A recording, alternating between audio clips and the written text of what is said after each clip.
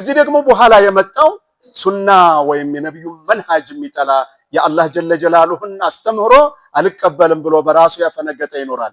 ሁለቱ መካከል ልዩነት ሲፈጠር ምንድነው የሚባለው? በሙስሊሞች መካከል ያለ ልዩነት ተብሎ ይጠራል። ይሄ ይጀምራል። አው ተርዊጅ ለልዓልማንያ ወልዒያዙ ቢላህ። ከነዚህ ውጭ ሆነና ደግሞ በቃ ሃይማኖት የለም ብሎ እስከመናገር የሚጀምር ደግሞ ታገኛለህ። ወይም ደግሞ የማይገባውን ነገር ማመን ሲጀምር ታገኘዋለህ። ኢዘን አቂዳ ካለን ምን ማለታችን ነው? ያ ብዙ ጊዜ አቂዳ ይባላል። ምንድነው አቂዳ ስላላችሁ የሚልም አሉ።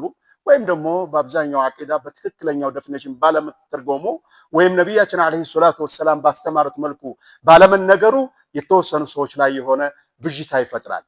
አቂዳ ምን ማለት ነው? በቋንቋ ደረጃ አቀደ ማለት አንድን ቁጥር አድርገው በደንብ አድርገው አሰረው ማለት ነው። ይሄ ነው አቂዳ በቋንቋ ደረጃ። አንድን ነገር እንዳይፈታ አድርገህ ካሰርከው ዘቅዝቀህ ብትሸከመው እንኳን አይበላሽብህም። በቋንቋ ደረጃ ይሄ ሲሆን በትክክለኛው በሸሪዓ ተረጓጎሙ ስንሄድ ደግሞ ዑለማዎች ያስቀመጡትን እናውራው። አልኢማኑል ጃዚም ቁርጥ ያለ እምነት ፈስአሉ አህለ ዚክሪ ኢን ኩንቱም ላ ተዕለሙን ቢላሂ አለዚ ሀዳና ሊሃዛ ዲን ወማ ኩና ልነህተዲየ ለውላ አን ሀዳና አላህ ወሰላቱ ወሰላሙ ዐላ ረሱሊላሂ ሰለላሁ ዐለይሂ ወሰለም አማ በዕድ መዋሰለተን ሊሐዲሲና አልኡስቡዒ ወዕተሲሙ ቢሐብሊላሂ ጀሚዐን ወላ ተፈረቁ። ዛሬ የምናወራው ሳምንት ዕለት ያቋረጥነው ነው። ምናልባት ሁልጊዜ የምንቀጥለው ወዕተሲሙ ቢሐብሊላሂ ነው። አዎ ተሰባሰቡ ነው የሚለው አላህ፣ አትለያዩ ነው የሚለን አላህ። ኢዕቲሳም ቢሐብሊላሂ ሱብሓነሁ ወተዓላ አይ ቢልኢስላም፣ በኢስላም አንድነት መሆን አለመለያየት። አዋጅ ሚነላሂ ሱብሓነሁ ወተዓላ ፈውቀ ሰብዕ ሰማዋት ስለመጣ ረሱልም አለይሂ ሰላቱ ወሰላም ኃላፊነታቸውን ስለተወጡ እኛ ደግሞ የምንችለውን ያክል እናወራለን። እሱን እያወራን ማሂየል አስባብ አለቲ ቱፈሪቁል ኡማ የሚሉትን ጉዳዮች እሾዎች አንስተን ነበረ። ህዝብን ኡማውን የሚለያዩ ነገሮች ምንድናቸው እያልን እያወራን አልፊትነቱል ፊክርያ ወልአኽላቅያ ሂየ አለቲ ቱመዚቁል ኡማ ብለን ነበር። ኡማውን ከሚለያዩት ከባባር ነገሮች አንዱ ምንድነው ብለናል? የአስተሳሰብ ፊትና፣ የአኽላቅ ፊትና ብለን ሳምንት ዕለት ያነሳናቸው የቁርአን አያቶች፣ ሐዲሶች ነበሩ። መዋሰለት ሊዳሊክ ዛሬ አልአኽላቅ ወይም ደግሞ አልፊትነቱል ፊክርያ ምን ማለታችን ነው? ማሂየ አልፊትና አልፊክርያ። ኢኽዋኒ ወአኽዋቲ ከጥንት ጀምረን በኢስላም ውስጥ ኡማውን የሚበታትኑ ነገሮችን ስንፈትሻቸው በአብዛኛው የፊክራ ፈተናዎች ናቸው፣ የአመለካከት ብልሽቶች ናቸው ኡማውን እየለያዩት የሚመጡት። ኢስላም ስንት ነው? አንድ። አላህ ስንት ነው? አንድ። ዲነል ኢስላም ያዘዘን አንድ እንሆን። ነብዩ መሐመድ አለይሂ ሰላቱ ወሰላም አንድ። ቁርአን አንድ። ኢዘን ፈሊማዛ እፍተረቀት الأمة ما هي الأسباب الجذرية التي تفرق الأمة؟ وجدنا أن الفتنة الفكرية هي من أكبر الأسباب التي تفرق الأمة. الله عندنا نبياتنا عليه الصلاة والسلام بتشنيا ملكتنيا مجرشوا ملكتنيا ناتشو. قرآن دستور العالم الذي أنزله الله سبحانه وتعالى هداية لهذه الأمة خاتما لما قبله من الكتب والصحف. يهون ويالت هذا من دنو أمة وبيك زي تمزكم يهونو بلن سنات أنا يا أملكاكت የፊክራ የሰዎች አመለካከት አላህ ዲን ላይ መግባት በአብዛኛ አደጋ ላይ የጣሉት እነዚህ ናቸው። ስለዚህ ማሂየል ፊትነቱል ፊክርያ መጀመሪያ አኽላቅን ከማየታችን በፊት ፊክራን እንመለከት። ምን ማለት ነው ፊትነቱል ፊክርያ ብሎ ማለት? ሂየል ኢንሒራፍ ዐኒል ዐቂደቲ ሶሒሃ፣ ከእውነተኛው እስላማዊ እምነት ማፈንገጥ ማለት ነው። የፊክራ ፈተና ብሎ ማለት ያስተሳሰብ ፈተና ማለት ነብዩ መሐመድ አለይሂ ሰላቱ ወሰላም ካሰመሩት መስመር ላይ አፈንግጦ መውጣት ማለት ነው። አፈንግጠው በወጡ ቁጥር የራሳቸውን አመለካከት ብቻ ሳይሆን ሸይጣን የጨመረላቸውን የሰወለላቸውን መንገድ ተከትለው መሄድ ይጀምራሉ። ከዛ በኋላ በዚህ በበቃቸው ጥሩ ነበረ፣ ትክክለኛውን የኢስላምን አካሄድ የሚሄዱ ሰዎችን መልሰው መዋጋት ይጀምራሉ። هكذا تبدأ ፊትነቱ አልፊክርያ ቱመዚቁ الأمة هنا وهناك ዛሬ ላይ የምናያቸው የተለያዩ ፍሬዎች አፍርተው የፊትና ፍሬዎች የከሌ ቡድን የሚባሉ በዓለም ላይ እንተናያ ምንያ والله في زمن الرسول صلى الله عليه وسلم لم نرى منها واحدة إلا هي منهج الله جل جلاله በነቢያችን ዘመን አለይሂ ሰላቱ ወሰላም አላየናቸውም ዛሬ ላይ የምንሰማቸውን ከዛ በኋላ የመጡ ሹብሃት ከዛ በኋላ የመጡ ልዩነቶች የሚመጡት የአፍካር ልዩነቶች ሲመጡ ፈተናዎች መከራዎች ሲከሰቱ የተስፋፉ ናቸው ዛሬ ላይ አንድ እንዳንሆን የሚያደርጉት አንድ እንዳንሆን ብቻ አይደለም بل هذه الفتن تخلق البشرية التي تحارب دين الله جل جلاله يا الله دين የሚዋጉ ሰዎች የሚያፈሩባቸው ሴንተሮች እንዲፈጠሩ ያደርጋሉ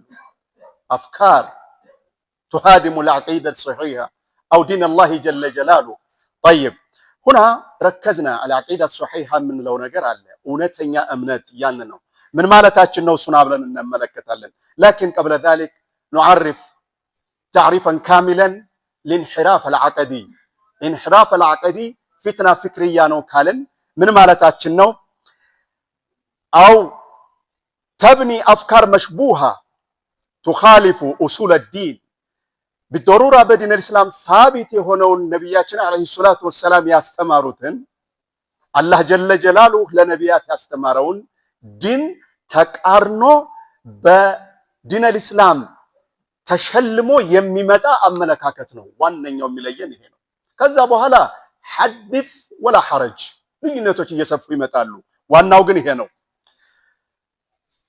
من هذه الانحرافات نجد هناك شك في بعض الناس في وجود الله جل جلاله الله የለም الله ምን ይመስላል እንዴት ነው የመሳሰሉት ነገሮች ይመጣሉ አልማኒ የተፈጠረበት ኤቲስት ወይም ሃይማኖት አልባዎች የተፈጠሩበት ከእንደዚህ ነው የመጡት أو أحيانا تجد إنسان مؤمن بأن الله جل جلاله هو خالق السماوات والأراضين وما بينهما ولكنه يرفض سنة النبي عليه الصلاة والسلام የነብያችን ሱና አልከተልም ብሎ ሪጀክት ሳረግታዋለ ምክንያቱም የተሞላው ፍክራ አለ አቀዲየን እንደ ካሴት የተሞላው ነገር ይሄን እንዳይቀበል ያደርጋል ከዛስ ምን ይሆናል መለያየት ይጀምራል ያ ጀማ ልዩነት ይመጣል እዚህ ያላህ ጀለ ጀላሉ ትክክለኛው እምነት አለ እዚህ ደግሞ በኋላ የመጣው ሱና ወይም የነብዩ መንሃጅ የሚጠላ ያላህ ጀለ ጀላሉን አስተምሮ አልቀበልም ብሎ በራሱ ያፈነገጠ ይኖራል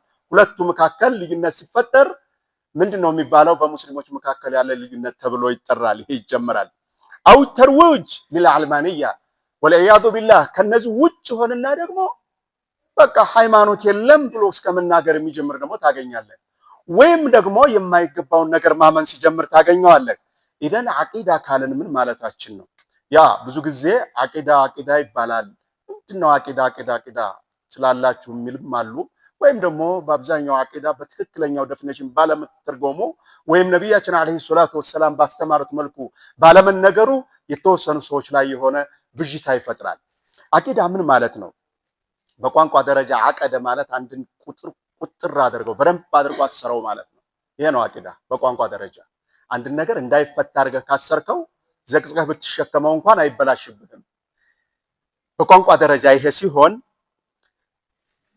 በትክክለኛው በሸሪዓ ተረጓጎሙ ስንሄድ ደግሞ ዑለማዎች ያስቀመጡትን እናውራው አልኢማኑ ልጃዚም ቁርጥ ያለ እምነት ያላላ ገመዱ ያላላ የላላ ከሆነ ይበጠሳል አልኢማኑ ልጃዚም الذي لا يشوه شك ጥርጣሬ የሌለው ምንም አይነት በአላህ እምነት بما يجب على المسلم ሙስሊም ላይ ግዴታ በሆነው ነገር ማመን ግዴታ በሆነበት ነገር በትክክል ማመን اعتقاده ማመኑ في حق الله ልብ በሉ በአላህ ሐቅ አላህን አስመልክቶ አላህ خالق السماوات والأراضين ሰማያት ምድሮችን በመካከል ያለውን የፈጠረ መጀመሪያ የሌለው መጨረሻ የሌለው አምሳያ የሌለው የፈለገውን ሰሪ ያሻውን ሰሪ ብቻውን ቀሪ መሆኑን ማመን ማለት ነው አቂዳ ማለት ይሄ ነው በትክክል መጠራጠር ነከለ ይረዳኛል ድንጋው ጅኑ እሳቱ ምናምን አይደለም አላህ ብቻ። ወመላኢከቲሂ መላኢኮች እውነተኛ ዓቢዶች የአላህ አምላኪዎች የታዘዙትን ብቻ የሚፈጽሙ አላህን እንደ ሰው ልጆች እንደ ጅኖች ሙኻለፋ የማያደርጉ እኛን ዱዓ የሚያደርጉልን ለእያንዳንዱ ዒባዳ የተፈጠረ መኽሉቅ ናቸው ብለን ማመን እንደሚገባቸው ይፈጥራሉ አይደለም። ሌላው ወክቱብሂ አላህ ጀለ ጀላሉ የሰው ልጆችን ከእሳት ለማውጣት ያወረዳቸው መመሪያዎች አሉ። እነዛ መመሪያዎች እውነተኛ አላህ መመሪያዎች ናቸው። እነዛም እየተነሰኹ እየተሰረዙ ሰዎች ሲያጠፋቸው ሌላ እየመጣላቸው መጨረሻ ማን ቀርቷል? ቁርአን ቀርቷል ብሎ ማመን ነው ኩቱብ ማለት። ወክቱብሂ ማለት ይሄ ነው። ሌላው ወሩሱልሂ መልእክተኞች አላህ ከሰው ልጆች ፈጥሯቸው ከሰው ልጆች መካከል ለየት ያለ ልቅና ሰጥቷቸው ነብይ አድርጎት መጀመሪያ ከዛ ደግሞ መልእክተኛ አድርጎት ለኡመቱ ኸይርን አስተምረው የሄዱ አላህ ከወንጀል የጠበቃቸው ናቸው ብሎ ማመን ነው። የማይመለኩ ግን ደግሞ ኡማውን ወደ ትክክለኛ አምላክ የሚመሩ ናቸው ብሎ ማመን ማለት ነው። አቂዳ ማለት ይሄ ነው ጀማዓ። ሌላው ወልየውሚል አኺር የውመል አኺር ማለት ከዚህ ዓለም በኋላ ቀጥሎ ያለው ዓለም 3 ነው አይደል? ዓለም ዘራ በእናታችን ሆድ የኖርንበት፣ ዓለም ዱንያ እዚህ ዱንያ ላይ የኖርንበት፣ ዓለም በርዘኽ የሚባለው አኺራ በሙሉ ከሞትን በኋላ ያለው በሙሉ አኺራችን ነው። በዛን ጊዜ ሂሳብ፣ መጠየቅ፣ መተሳሰብ ዱንያ ላይ የሰራናት የተናገርናት ቅንጣት ሳትቀር አላህ ፊትለፊቱ እርቃኔን አስቀምጦኝ ገትሮኝ ይጠይቀኛል ብሎ ማመን ነው። ጀነት ጀሃነም፣ ስራ ካዋጣኝ ወደ ጀነት፣ ስራ ካዋረደኝ ወደ ጀሃነም እገባለሁ ብሎ ማመን ማለት ነው። አቂዳ ማለት ይሄ ነው።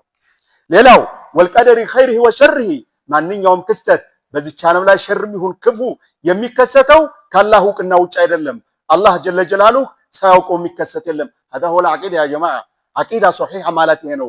ከዚህ ያፈነገጡ ሰዎች ናቸው አፍካራቸው ሲበላሽ ሌሎችንም ይበክሉና ከትክክለኛው መንገድ እያስወጡ ወደ ጀሃነም ጎዳና የሚያስገቧቸው።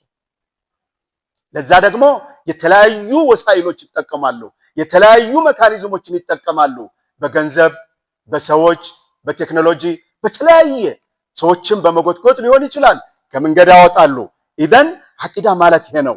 አልዓቂደቱ ሂየ ማ ያዕተቂዱ ልኢንሳኑ ፊ ቀልቢሂ በቀልብህ ውስጥ የምታምነው ሁሉ አቂዳ ነው። ኢንካነት አቂዳ ሶሒሐ ፈሊላሂል ሐምድ ወኢንካነት አቂዳ ፋሲዳ ወልዒያዙ ቢላህ የጅብ ተስሒሑሃ። በቀልባችን የምናምነው እምነት ሁሉ አቂዳ ይባላል። እውነተኛውን አቂዳ ስንለቅ ኢንሒራፍ ይባላል። ኢንሒራፍ ሲመጣ ወይም ምን ማለት ነው? ኢንሒራፍ ዳይቨርት ማድረግ ማለት ነው፣ ድቬት ማድረግ ማለት ነው። ካለንበት ትክክለኛው መንገድ አላህ ካዘዘብን እምነት ስናፈነግጥ እንበላሻለን። አላህ ይጠብቀንና ያን ጊዜ መበላሸታችን ብቻ ሳይሆን ሌሎችንም አታክ ማድረግ እንጀምራለን፣ ሌሎችን መውጋት እንጀምራለን። እሱ እንዲህ ነው፣ የከሌ ነው፣ ይሄ ቡድን ነው፣ እንዲህ ነው ማለት ይጀምራል። የሰው ልጅ በተፈጥሮ ተሟጋች ነው። የሰው ልጅ ተከራካሪ ነው። የራሱን አይዲያ የራሱን ሐሳብ ለማሳመን የአላህን ሐቅ ሁሉ መጋፋት ይጀምራል። ከድሮ ጀምራችሁ እነ ሙዕተዚላ እነ ኸዋሪጅ ሱሐቦችን የገደሉ ሱሐቦችን የለያዩ ከዛም በኋላ እስከ ዛሬ ድረስ ዑለማዎችን እንዳይገናኙ ስራ የሚሰሩት ሁሉ ከእንዲህ አይነት ሰዎች የመጡ ናቸው። ፊትነቱል ፊክርያ ተኽሉቁል ፊትና በይነል ኡማ በኡመቱ መካከል ልዩነት የሚፈጥሩት እነዚህ ናቸው። ወዩእሚኑ ቢሂ ኢማናን ሳቢተን ላ ተረዱደ ፊህ እውነተኛ እምነት ቀልቡ ከገባ በኋላ ምንም ጥርጣሬ የማይገባበት ይሄ ነው አቂዳ ማለት። ወደርንም ጠላንም ዴፊኒሽኑ ይሄ ነው። አቀደ ማለት አመነ። አላህ ጀለ ጀላሉሁ ይሪደክ አን ቱእሚን ቢህ ወመላኢከቲሂ ወኩቱቢሂ ወሩሱሊሂ ወልየውሚል አኺር ወልቀደሪ ኸይሪሂ ወሸሪሂ ሚነላሂ ጀለ ጀላሉሁ። ይሄን ድና ምን ይፈልጋል? ኢዛ ሰደቅና ቢሃዛል ከላም ይሄንን ካመን እውነተኛ አቂዳ ቀልባችን አለ። ይሄ ከሌለ ተበላሽተናል። ስንበላሽ እኛ ብቻ ሳይሆን ደግሞ ልጆቻችንን ማበላሸት እንጀምራለን። ፈረሱሉላህ ዐለይሂ ሰላቱ ወሰላም እንዲህን አስተምረውናል አይደል? ከዛ በኋላ ይመጣና ሸይጣንና አጋሮቹ ይመጡና እከሌ ያድንሃል ይላል፣ ወይም እከሌ የሚባል ይሄን የሚልህ ልክ አይደለም ይልሃል፣ ወይ እከሌ እንደዚህ ያለ እኮ ይሄን ፈልጎ ነው ይልሃል። ከዛ በኋላ አሃ ነው ማመን ትጀምራለህ። ይሄ ነው ኢንሒራፍ ማለት ከዚህ ነው የሚጀምረው። ከዛስ አንተ ያመንከውን ደግሞ ለልጆች ማስተላለፍ ትጀምራለህ። ጀስት ልክ እውነተኛውን እምነት ለልጆቹ እንደሚያስተላልፈው ሁሉ የተበላሸውን ማስፋፋት ሲጀምር ያን ጊዜ ኡማው ኢንሽቃቅ የሆነ እየተከፈለ ይመጣል። ያ ጀማዓ ኢዘን ፊትነቱል ፊክርያ የሚያመጣብን በላ በጣም ከፍተኛ ነው። ቀላል ነገር አድርገን መያዝ የለብንም። መን ሶሐት ዐቂደቱሁ ሶሐ ዲኑሁ ወሱሉኩሁ ፎርሙላ ልንገራችሁ። ወላሂ እቅሱሚ ቢላሂል ዐዚም ረብል ዐርሺል ዐዚም እምነቱ ትክክል የሆነ ሰው አኽላቁም ዲኑም ይስተካከላል። ወመን ፈሰደት ዐቂደቱሁ ወላሂ ፈሰደት አኽላቁሁ ወፈሰደ ዲኑሁ ኩልየን። አኽላቁም የተበላሸ ነው፣ ዲኑም የተበላሸ ነው። ማን አቀድየን ያመነው ነገር ውስጡ ሲበላሽ። ምክንያቱም የያዝነውን ነዋ የምናወጣው፣ ውስጣችን ያለውን ነዋ የምናወጣው። ውስጣችን ያለው ደግሞ ሰው ሰራሽ ከሆነ አላህ የሰራውን ሪጀክት ካደረግንና ሰው ሰራሹ መጥቶ ውስጣችን ከገባ ያላህን ስለማንቀበል ከውስጣችን የሚወጣው ያ ሰው ሰራሽ ጉዳይ ነው። ሰዎች ደግሞ ይለያያሉ፣ አንድ አይደሉም። ሰዎች አላህ ዲንን በሰው ልጆች አመለካከት የሚመራ ቢያደርገው ኑሮ ወላሂ ዲን አናገኝም ነበር በዱንያ ላይ። ለምን? ሁላችንም እንደ መልካችን አመለካከታችን ስለሚለይ፣ መስላሐችንም ስለሚለይ፣ አፍካራችን ስለሚለይ ዲናችንም ይጠፋ ነበር፣ አኽላቃችንም ይጠፋ ነበር። ላኪን አላህ ጀለ ጀላሉሁ የመረጠውን በትክክል ያመነ በዛ እምነቱ ላይ ጸንቶ አላህ ወፍቆት ችን ዓለም ትቶ የሄደ ሰው የሰውየ ዱንያ አኺራው ፈላህ ወጥቷል። ዱንያ ላይ ያለ በትክክለኛ ዲን ላይ ነበር ያለው፣ ሱሉኩም የተስተካከለ ነበር። ዛሬ ላይ እንዲኮን ወቀሰው ብዛቱ እንድተደረግ በዚህ መጣ ይሄን አደረገን። ያ ጀማዓ ሱሉክ ከለለ ዐቂዳ ሶሒህ እውነተኛው እምነት ውስጡ ከለለ አንተ ከይፈ ተንተዚረ ምን هذا الانسان الذي جحد بالله جل جلاله ያስገኘውን አምላክ ያልፈራ ሰው አንተን ያከብረኛል ባህሪው ለኔ ጥሩ ይሆናል ብለህ ካሰብክ ያኒ ምን እናደርግ? المهم الفرق بين العقيدة الشرعية أو العقيدة الصحيحة والشريعة ሁለቱን ልዩነታቸውን እናውራና እንጨርሳለን። العقيدة والشريعة شريعة ምንድነው عقيدة ምንድነው የሚለውን እንመለከት። من أهم الموضوعات في فهم الدين الإسلام እነዚህ ሁለት ነገሮች ናቸው። عقيدة ማለት በውስጥ የምናምነው ነው አይደል? ሸሪዓ ማለት ደግሞ የምንኖረው ህይወት ነው፣ ህይወታችን ማለት ነው። ህግጋቱ ሶሉ፣ ሱሙ፣ ዘኩ፣ ቱቡ፣ እዝኩሩ እነዚህ በሙሉ ምንድን ናቸው? ሸሪዓት ናቸው። ላኪን እነዚህ በምን ላይ ተመስርተን ነው የምናወራቸው? በምን ላይ ተመስርተን ነው የምንተገብራቸው? የአካል ስራዎች ናቸው። እነዚህን ለመስራት ምን ያስፈልጋል? መጀመሪያ ውስጣችን መስተካከል አለበት። ኢዘን ፍቅራችን ሲለያይ ይሄ ውስጣችን ያለው ነገር ይበላሻል። ከዛ የምንተፋው ነገር እየተበላሸ ይመጣል ማለት ነው። ያ እንዳይሆን የመጀመሪያው ያንን ማስተካከል ያስፈልጋል ማለት ነው። ኢዘን እነዚህ ሁለት ነገሮች መሰረታዊ የሆኑ የዲነል እስላምን ክፍል የሚወክሉ ናቸው ማለት ነው። አሐዱሁማ የተዓለቁ ቢማ የጅቡ الإيمان به አንዱ አቂዳ የሚባለው ውስጣችን ማመን ያለብን ግዴታችን ነው። ወልአኸሩ ቢማ የጅቡ العمل به ሸሪዓ የሚባለው ደግሞ የምንሰራበት መስሪያው ነው። ሸሪዓን ማንሰራ ከሆነ ውስጣችን የምናምን ከሆነ አይጠቅመንም። ምክንያቱም እምነት ብቻውን የሚጠቅም ቢሆን ኑሮ ፊርዓውን ጀነት ይገባ ነበረ። ወጀሐደት ቢሃ አንፉሱሁም ወጀሐዱ ቢሃ ወስተይቀነት ቢሃ አንፉሱሁም። ፊርዓውን አነ ረቡኩም ልአዕላ ብሎ የግብፅን ሰዎች ያን ጊዜ ሲያታልላችሁ እኔ የበላ አምላካችሁ ነኝ ሲል እኮ ውስጡ ይለናል አላህ ሲነግረን አምላክ እንዳልሆነ ያውቅ ነበረ ራሱ ፊርዓውን። በል أنه كان يعترف بأن الله جل جلاله خالق كل شيء بل خالق نفسه هو ያውቃል። እምነቱ ጠቀመው አልጠቀመውም? እምነታችን አይጠቅመንም ለማለት ፈልጌ ነው። ምን ካላደረግን ስራ ላይ ካላዋል ነው። ሸሪዓ የሚያዘንን ነገር አትዋሽ መዋሸት የለብህም፣ አትስረቅ መስረቅ የለብህም፣ አታጭበርብር ማጭበርበር የለብህም። ዲንህን ተማር መማር አለብህ። ሶሊ መስገድ አለብህ ሶላትን በጊዜው። ያ ጀማዓ በእያንዳንዱ የህይወት ዘርፋችን ላይ ሸሪዓ ተግባራዊ የማይሆን ከሆነ ሸሪዓ ማለት ህይወታችን ስለሆነ በህይወታችን ዘርፍ በሙሉ የማይቆጣጠረን ከሆነ የኛ እምነት ውስጣችን ያለው አቂዳ ተስተካከለ የሚጠቅመን ነገር የለው። ስለዚህ መተግበር ይፈልጋል። አላህ ጀለ ጀላሉ በቁርአን ውስጥ throughout the Quran ሲያወራ ኢማን ከዓመለ ሷሊህ ጋር ያነጻጽረው አይደል? ሁለት ያያያዛቸው እመን ስራ ነው። አመኑ ወአሚሉ ሷሊሃት በየትኛውም ቁርአን ላይ ተመልከቱ፣ ፈትሹት፣ ይሄን ታገኛላችሁ ቁርአን አንቀጾች ላይ። ስለዚህ ምን ለማለት ፈልጌ ነው? ባጭሩ ጠቅለል ስናደርገው አፍካር ሲለያይ የፊክራ ፊትና ሲመጣ ዲነል እስላምን የሚጻረሩ ሐሳቦች ይመጣሉ። እነዛን የሚገዛቸው ደግሞ ይህን ሐሳብ የሚገዛ ቡድን ይፈጠራል። ያ ቡድን ትክክለኛውን እምነት የሚያምኑ ሰዎችን መዋጋት ይጀምራል። አሁን ለሁለት ጎራ ይከፈላል ማለት ነው። ያ እንዳይሆን ነው እነዚህ ነገሮች የምናነሳቸውና እነማን ናቸው፣ እንዴት ናቸው፣ እንዴት ተከሰቱ፣ እነማን መጡ፣ በዚህ ሂደት በዚህ ዑደት ላይ እንዴት ነው ኡማው ተከፋፍሎ የነበረው የሚለውን ሂደት እንመለከታለን። በአላህ ፈቃድ አላህ ከወፈቀን هذا وبالله التوفيق وصلى الله على نبينا محمد وعلى آله وصحبه وسلم تسليما كثيرا. السلام عليكم ورحمة الله وبركاته.